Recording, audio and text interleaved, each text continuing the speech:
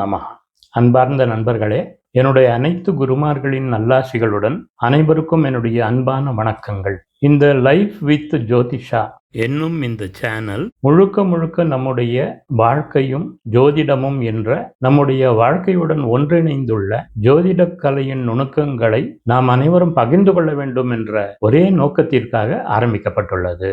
முதலில் இந்த சேனலுக்கு ஏன் ஆங்கிலத்தில் பெயர் வைக்கப்பட்டுள்ளது என்ற காரணத்தை விளக்குகிறேன். அதாவது இந்த பொதுவான அரிய கலை அனைத்து நாடுகளிலும் வாழும் தமிழர்களுக்கு சென்றடைய வேண்டும் என்ற முக்கியமான குறிக்கோளுக்கிணங்க ஆங்கிலத்தில் வைக்கப்பட்டுள்ளது. அதாவது எனக்கு தெரிந்து வெளிநாட்டில் பலர் தமிழர்களாக இருந்தும் தமிழை பேசுவதை மட்டுமே வழக்கமாக கொண்டுள்ளனர். அவர்களில் சிலருக்கு தமிழ் எழுத படிக்க தெரியாது. இதை குறையாக சொல்லவில்லை. தற்பொழுதுள்ள வேகமாக செல்லக்கூடிய நவீன வாழ்க்கை முறைகளுக்கு ஏற்பவும் இருக்கும் நாட்டிற்கு தகுந்தவாறும் ஜீவனத்திற்கு தேவையான எதை கற்றுக்கொள்ள வேண்டுமோ அதற்கே நேரம் போதவில்லை என்ற மனக்குறை அவர்களிடம் உள்ளது.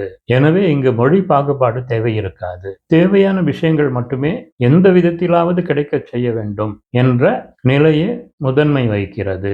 எனவே இதற்கு மேல் இதை விளக்க தேவையில்லை என்று நினைக்கிறேன். நண்பர்களே, நம்மில் பெரும்பாலானவர்களுக்கு ஜோதிடம் பற்றிய அடிப்படை தெளிவு கண்டிப்பாக இருக்கும் என நம்புகிறேன். தினபலன், வார பலன், மாத பலன், வருட பலன், கிரகப்பெயர்ச்சி பலன் என்று பல மீடியாக்கள் மூலமாக நூற்றுக்கணக்கான சேனல்கள் வாயிலாக தெரிந்து கொண்டுள்ளனர். அதாவது வாடிக்கையாளர் ஒருவருக்கு பலன் கூறி முடிக்கும் போது, என்ன சார், எனக்கு 7.5 சனி நடந்துட்டு இருக்குது, ஆனா அதை பத்தி ஒண்ணுமே சொல்லலையே என்றார். ஆனால் அவருடைய ஜாதகத்தில் சனி இருக்கும் நிலை ஏதும் பிரச்சனை தராத நிலையில் இருப்பதால் அதை பற்றி பெரியதாக கூற ஒன்றுமில்லை.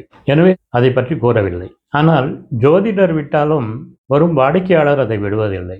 எனவே சாதாரணமாக எல்லோருக்கும் தெரிந்த அடிப்படை விஷயங்களுக்கு குறைவான அணுகுமுறையுடன் பல ஜோதிடர்களிடையே உள்ள சில குழப்பமான விதிகளுக்கு தெளிவு கிடைக்கும் நுணுக்கங்களுக்கு நிறைவான அணுகுமுறையுடனும் இந்த சேனலை நடத்தி செல்லலாம் என்ற நோக்கமே பிரதானமாக உள்ளது.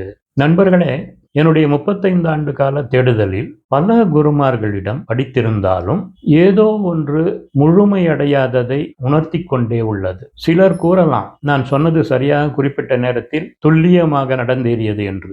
அதில் உள்ள உண்மை அந்த ஜோதிடருக்கும் அந்த வாடிக்கையாளருக்கு மட்டுமே தெரியும். அவர்களே ஜோதிடம் கற்றுத்தரும் குருமார்களாக இருக்கும் பொழுது அவர்களுடைய மாணவர்களால் அந்த துல்லியத்தை எட்ட முடிவதில்லை. அதற்கு காரணம் என்ன?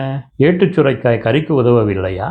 நடந்ததை கூற முடிவதாக பலர் கூறுகின்றனர். ஆனால் சார், எல்லாத்தையும் சொன்னேன், அதுல ஒரு விஷயம் நடக்கும்னு சொன்னேன், ஆனா அது மட்டும் சொன்னாப்புல நடக்கல சார் என்று நடக்கப் போவதை கூறியதில் முரண்பாடு ஏற்பட்டதாக கூறுகின்றனர். ஏன் இந்த மாறுபாடு?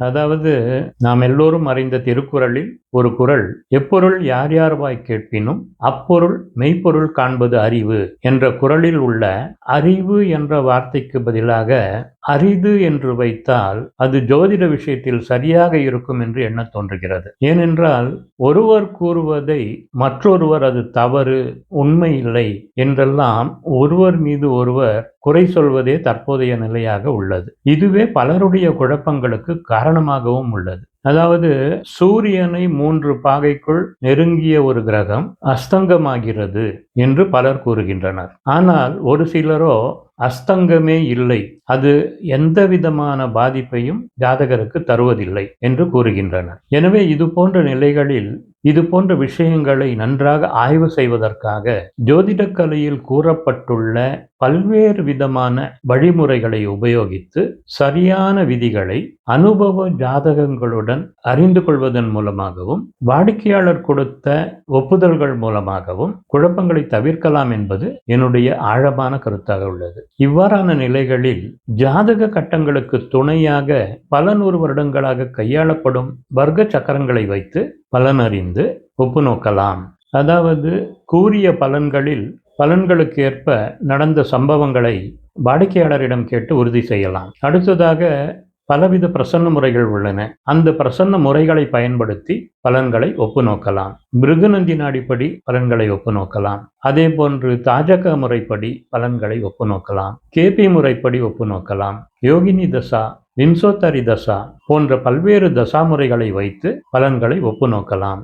இவ்வாறான பல்வேறு முறைகளை ஒவ்வொரு ஜாதகத்திலும் உபயோகித்து கிடைக்கும் பலன்களை ஒப்புநோக்கி அவற்றின் வெளிப்பாடுகளை இந்த சேனலில் வெளியிடலாம் என்ற நோக்கத்துடன் இந்த சேனல் ஆரம்பிக்கப்பட்டுள்ளது.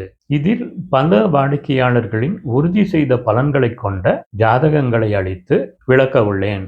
மேலும் இதில் பல குருமார்களிடம் பெற்ற ஜோதிட நுணுக்கங்களை உபயோகப்படுத்தியதன் மூலமாக கிடைத்த உறுதி செய்யப்பட்ட பலன்களும் வெளியிடப்படும்.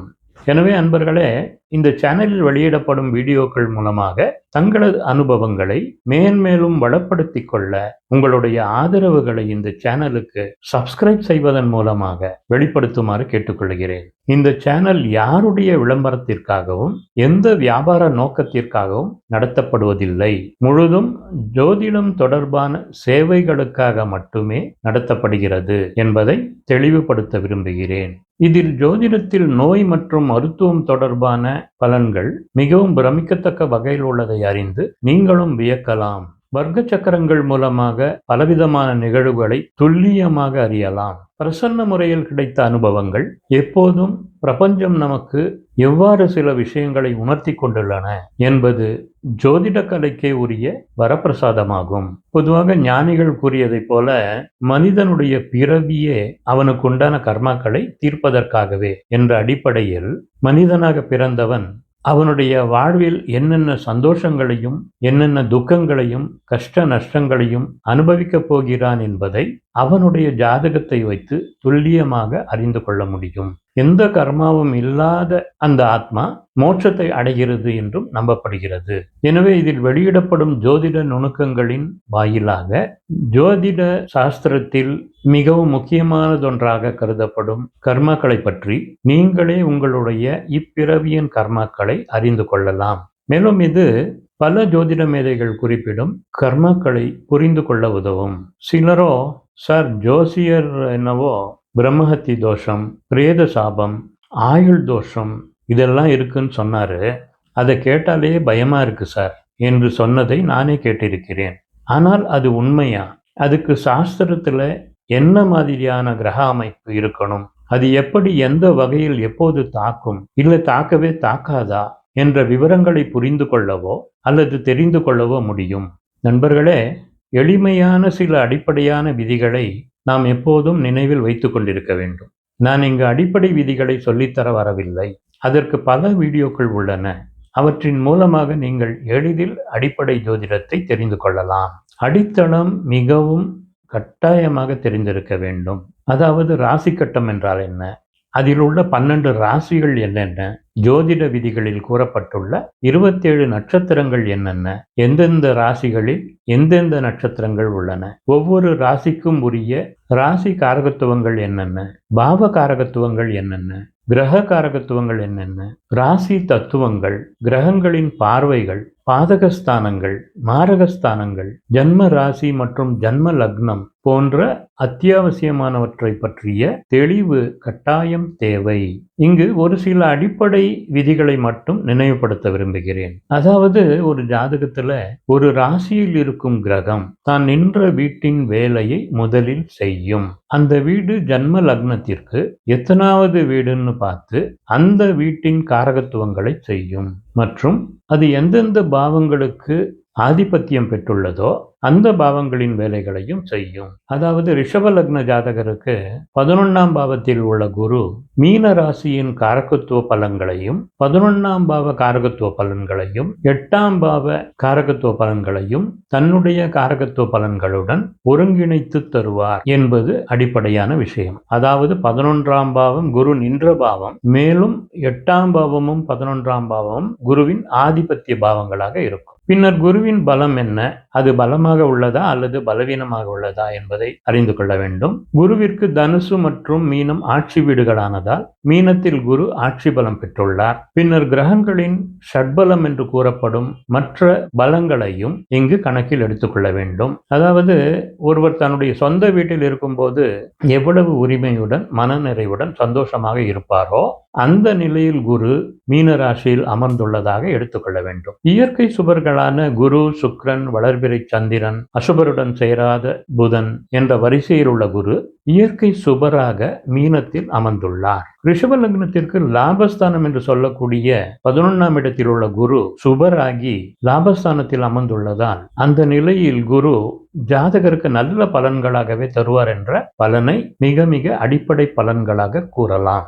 ஆனால் அந்த குரு எந்த கிரகத்துடன் சேர்ந்துள்ளார், எந்த கிரகத்தின் பார்வையில் இருக்கிறார், எந்த நட்சத்திரத்தில், எத்தனாவது பாதத்தில் அல்லது என்ன பாகையில் அமர்ந்துள்ளார், அவர் லக்னத்திற்கு சுபரா அசுபரா, திதி சூன்யத்தில் உள்ளாரா, வக்ரகதியில் உள்ளாரா, சுப திரேக்காணத்தில் உள்ளாரா, நவாம்சத்தில் என்ன நிலையில் இருக்கிறார் என்பன போன்ற பலவிதமான விஷயங்களை ஆராய்ந்து குரு சாதகமான பலன்களை தருவாரா அல்லது சாதகமற்ற பலன்களை தருவாரா, அதை எப்போது தருவார் என்பன போன்ற விஷயங்களை தீர்மானித்த பின்னரே குரு இருக்கும் நிலையை வைத்து பலன்களை கூறலாம். இதற்கிடையே குருவின் நிலையை ஆராய்ந்ததைப் போலவே மற்ற கிரகங்களின் நிலைகளையும் தீவிரமாக ஆராய்ந்த பின்னரே நடக்கும் தசா புக்தி அந்தரங்கள், கிரகங்களின் கோச்சார நிலை போன்றவற்றையும் தீர்மானித்த பிறகே அனைத்தையும் ஒருங்கிணைத்து பலன்களை கூற வேண்டும்.